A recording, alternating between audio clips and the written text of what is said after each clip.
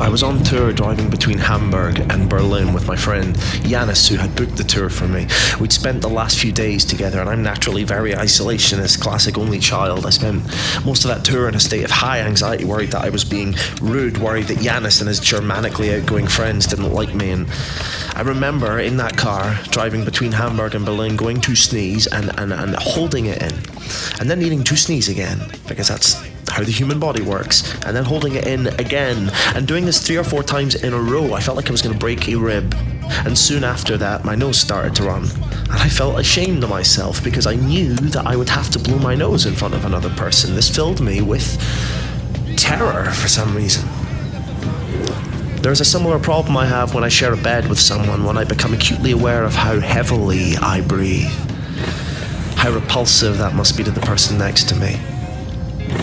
And so I try to fix this by not breathing, by holding my breath in as long as I can and then letting it out as slowly as possible.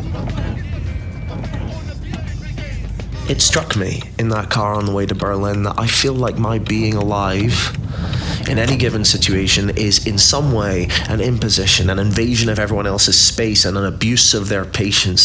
Somewhere at the core of me, beyond the reach of rational thought, sitting plump on a throne of twigs and berryless brambles, the belief that being human